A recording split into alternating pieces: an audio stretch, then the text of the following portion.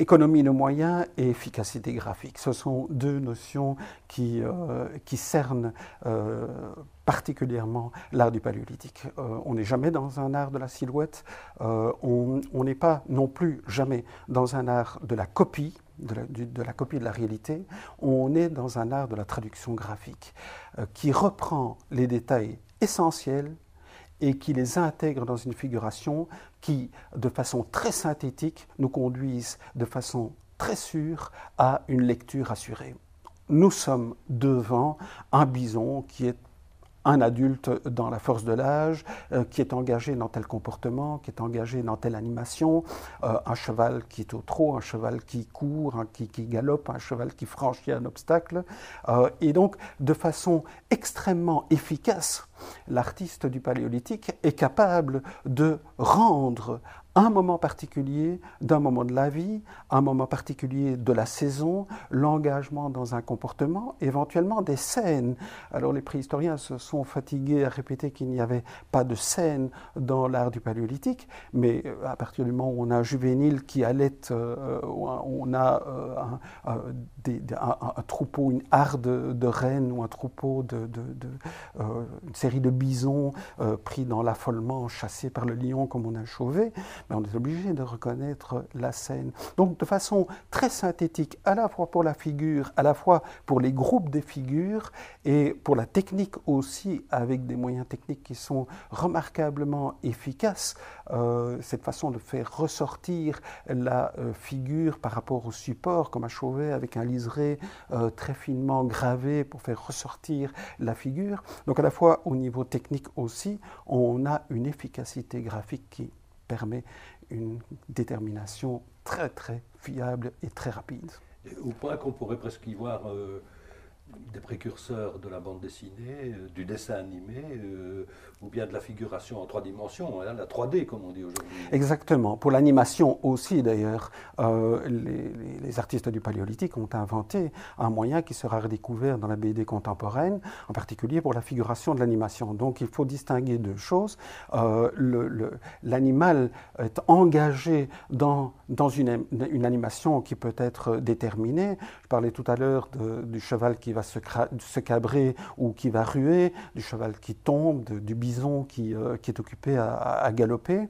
Donc il y a cette animation des membres, cette animation de la queue, cette animation de la tête, il y a des animaux qui retournent à la tête, mais il y a aussi la volonté de cerner la dynamique elle-même de cette animation avec la multiplication des contours, avec la multiplication des pattes, les dos, les têtes multipliées. On a des exemples superbes pour des rhinocéros à Chauvet ou un bouquetin à Cougnac. Et donc c'est la volonté non seulement de rendre l'animation, et des animations très particulières qui ne se limitent pas, loin s'en faut, à l'animation du mouvement, mais aussi la volonté de rendre la dynamique elle-même de l'animation. Et là, on a des procédés qui ont anticipé la manière de faire des artistes de BD contemporaines.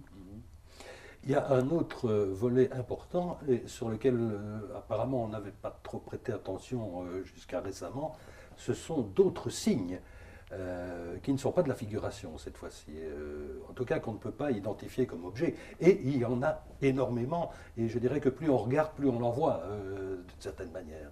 Oui, et c'est dépendant de nos moyens techniques, en particulier les techniques de la photographie. Bon. Et donc, en effet, il faut distinguer dans l'art pariétal, c'est d'ailleurs relativement propre à l'art pariétal, ça se donne d'une manière très différente dans l'art mobilier et dans l'art rupestre aussi, mais dans l'art pariétal, il faut distinguer le monde, l'univers de la représentation, c'est-à-dire de la traduction graphique d'une réalité qui est déterminable, et le monde de la non-figuration, de la non-représentation.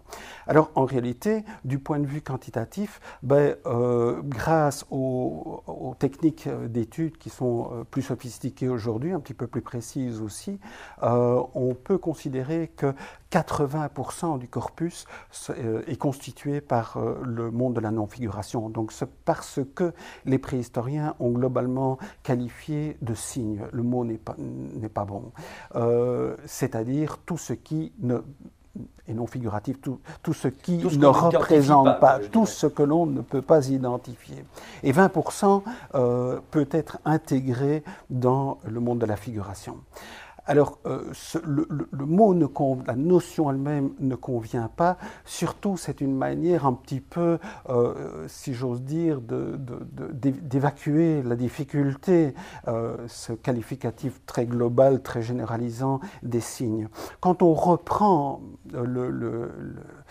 ces motifs, ces entités graphiques de manière plus précise, on s'aperçoit que dans cet ensemble indistinct, on peut distinguer globalement deux très grandes familles.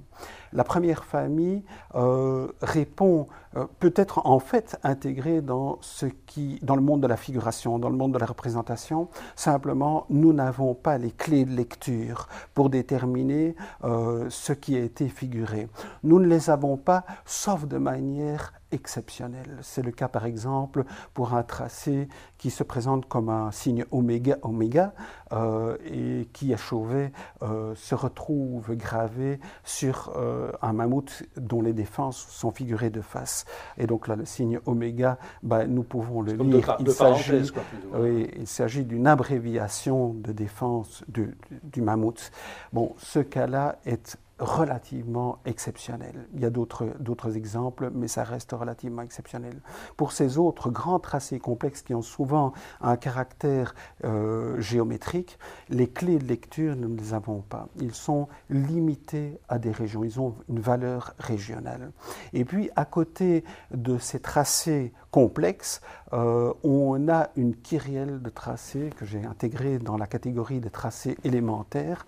Et là aussi, il faut subdiviser en sous-catégories. Dans certains de ces tracés élémentaires, on a des marques qui balisent l'espace, qui jalonnent l'espace, comme des disques, par exemple, le disque rouge de la galerie des disques de la Grotte del Castillo, où sur 75 mètres, on a quelques 170 de ces disques qui invitent le spectateur ou la personne qui chemine dans le réseau vers cet espace limite, qui fait son voyage dans cet espace limite, à continuer son voyage. Donc ce sont des balises d'espace qui marquent l'espace particulier, un espace qui avait un sens particulier ou qui invite à ce cheminement. Et puis on a une autre famille dans ce monde des tracés élémentaires, qui ne sont pas des tracés qui invitent à cheminer ou qui marquent l'espace, mais qui sont des traces d'action.